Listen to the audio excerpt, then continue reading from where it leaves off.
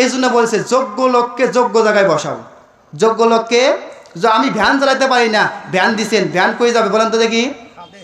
খাদে। হ্যাঁ, খাদে যাবে। আমি ভ্যান চালাতে পারি না, এই যে মাইক দিছে, মাইক চালাতে পারি না, আমি যদি দেই এখনো পুড়ে যাবো। কি বলেন? যার যে কাজ সে কারণে থাকতে হয়।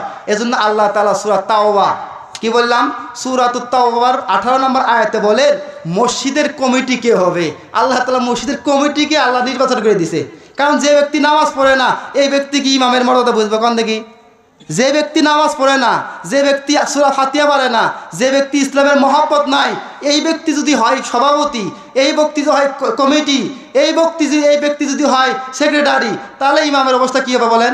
এটা কিয়ামতের আলামত। কিয়ামতের অনেক আলামত আছে, তার মধ্যে একটা আলামত হলো এই আওয়াম মূর্খগুলো হবে মসজিদের কমিটি। এজন্য আল্লাহ আমের কথা না, আল্লাহ বলছেন সূরা, আপনি খুলেন সূরা তাওবা, সূরা তাওবার 18 নম্বর আয়াতে 5 গুণওয়ালা ব্যক্তির কথা বলছি। কয় গুণওয়ালা?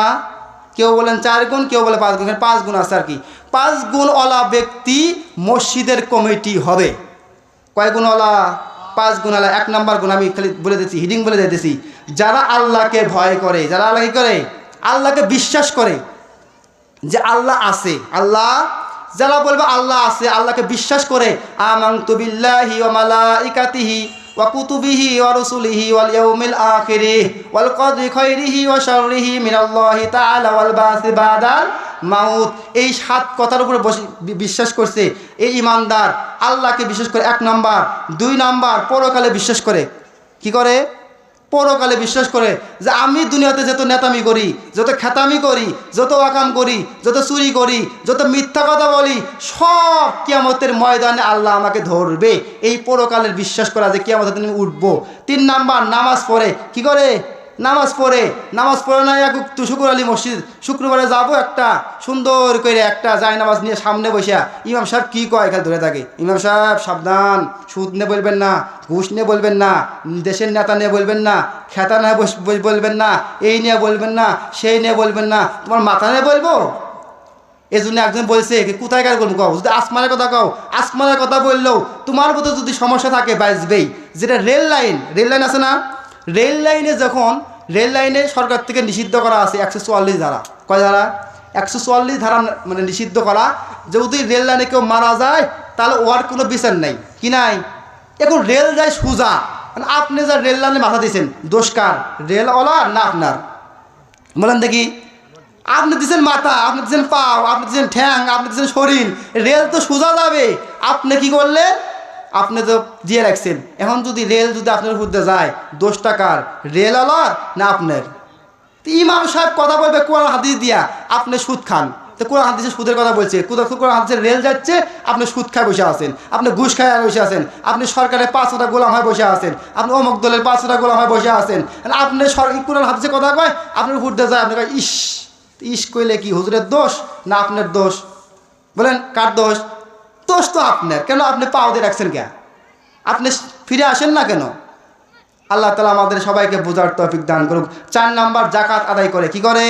জাকাত আদায় করে। 5 নাম্বার, আল্লাহ তাআলা ছাড়া অন্য কাউকে উপাস্য মনে করে না। আমাকে আমার সরকার খাওয়ায় না, আমাকে আমার বাপ খাওয়ায় না, আমাকে আমার চাচা খাওয়ায় না, আমাকে আমার অন্য কেউ খাওয়ায় না, চাকরি আমারে খাওয়ায় না, আল্লাহ আমাকে খাওয়ায়। আমি যদি এই কথা বলি আমার চাকরি থাকবে না, আমার ইমামতি থাকবে না, আমার এই থাকবে না, সেই থাকবে না, অমুক নেতা, এই নেতা, এই নেতারও আল্লাহ, ওই নেতাকেও মুসলমান মরতে হবে, আমাকেও মরতে হবে। এই জন্য সাবধান, যারা মসজিদে আমরা থাকি, ইমামকে খোলাসা করতে হবে। এই যে আমাদের যুব সমাজ, এই যে যুব সমাজ যদি একদম হাতে ঝান্ডা নিয়ে বেড়ায় যে এই এলাকায় কোনো রকম গান বাজনা যাত্রাপালা বিদাত কাজ আমি হতে দেব না, কারো ক্ষমতায় নাই করে। কি বলেন ঠিক না? এই জন্য যুবকরা যদি জায়গায় উঠি আমরা আমার সমাজ আমি একাই আল্লাহর রহমতে একাই 60 করে সুজায় রাখি। কীভাবে? যে না এগুলো করা যাবে না, কেউ করে করুক, কিন্তু আমার যে কথা আমি পরিষ্কার বলে দিই, কেউ করলে করো, কিন্তু আমার যে কথা এটা আমি পরিষ্কার বলে রাখবো যে এই কাজ করবো না, এটা আমি খাবো না, যাবো না। আমাদের মাদ্রাসা কেউ যদি যায়, এই ভাই একটু দাওয়াত খাবো, কিসের দাওয়াত? এই দাওয়াত না, আমরা খাই না, চলে যান। তা আমি যে কথা বলতেছিলাম, ইমামকে স্বাধীনতা দিতে হবে। ইমামকে কি দিতে হবে? স্বাধীনতা দিতে হবে। যদি কেউ চাপে ধরে গলা, তার গলা সব মুসল্লি মিলে চাপে ধরতে হবে। এটা হলো সব মুসল্লির দায়িত্ব। কেন? সারা নবী বলেন একজন মুসলমান, সারা দুনিয়ার মুসলমান একটা দেহের মতো। সারা দুনিয়ার মুসলমান কিসের মতো? একটা দেহের মতো।